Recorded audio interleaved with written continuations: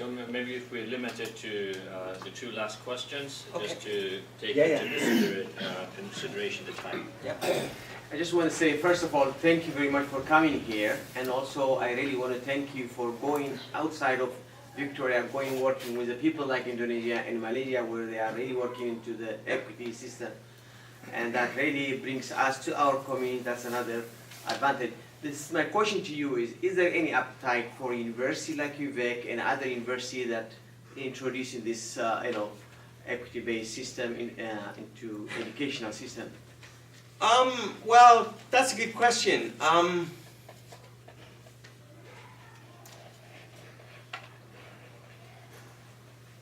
mean,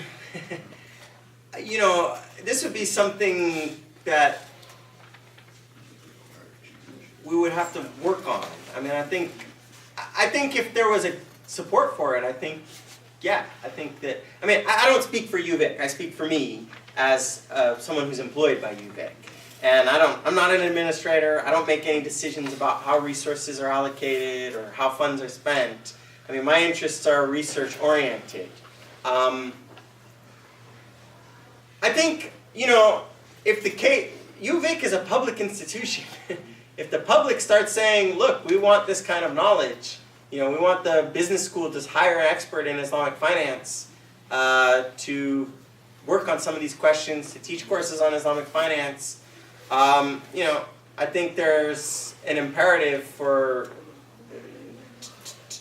to address those kind of public concerns.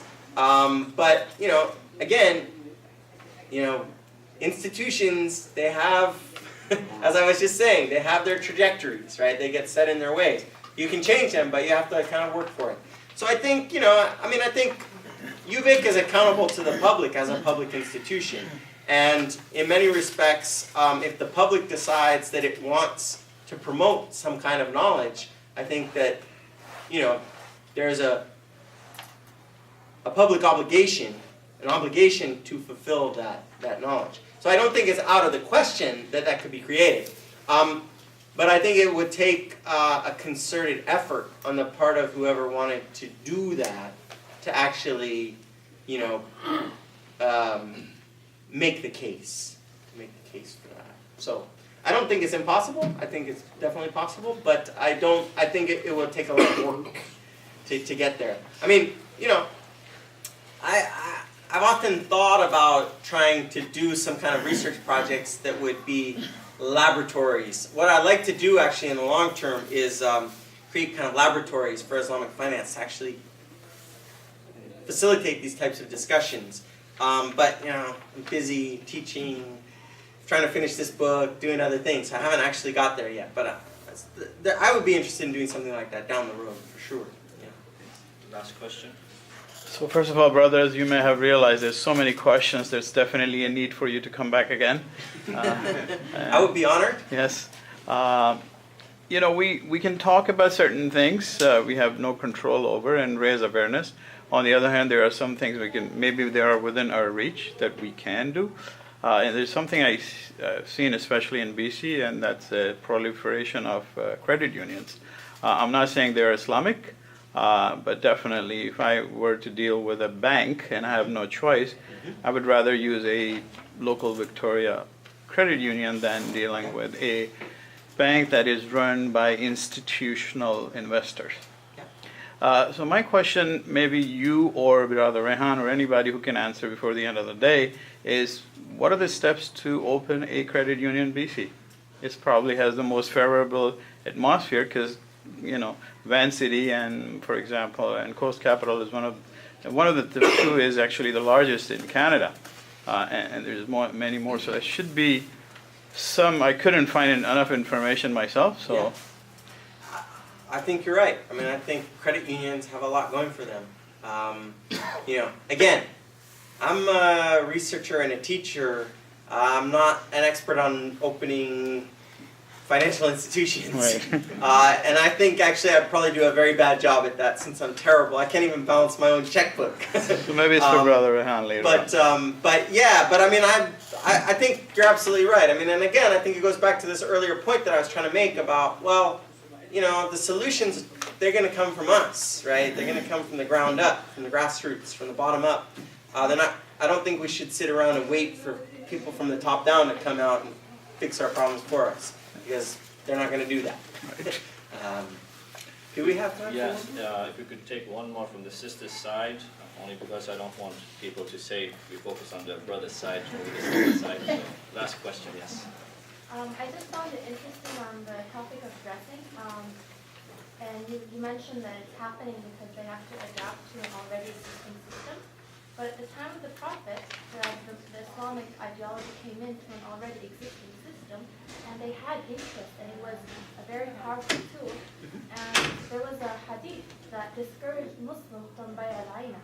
It actually existed, it's not a new thing. They thought of it. They were like, okay, so let's do this process and then get it done. Because they needed it, it was part of the system. But the Prophet still discouraged it. So it's not a new thing. Yeah. That was No, I think that's an excellent point. I think, we often, again, it goes back to what I said earlier. Like, we think we know more than we know. Also, people in the past knew a lot more than we think they knew. So, I think, there are definitely lessons from history. And again, I think you can think of the revelation of Islam and the popularity of early Islam as a revolutionary force. I mean, it overthrew an institution. So I gave you the example of the fall of the Soviet Union as a collapse of an institution, set of institutions, network of institutions that people never thought would fall apart. I think, again, the revelation of Islam was a revolutionary moment in history that radically transformed the way people lived their lives. And I think, that's another lesson that, the systems that we live in, the institutions that we live in, we create them. And we think of them as immutable, we think of them as unchanging, unchangeable, monolithic. But again, I think there are fragilities there, I think there are gaps, there are fissures, there are points of articulation. And I think it's not, I think, the revolution doesn't come from the top down, right? It comes from the bottom up. I mean, the Prophet, when he started, there was a small group of people, right? And it grew and grew and grew and grew. So again, I think these are lessons from history that we can take to think about what kind of economy we want to live in the long run. Thank you so very much. Thank you.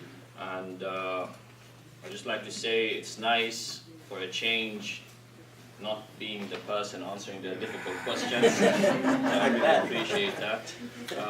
They're good questions. And our program will continue.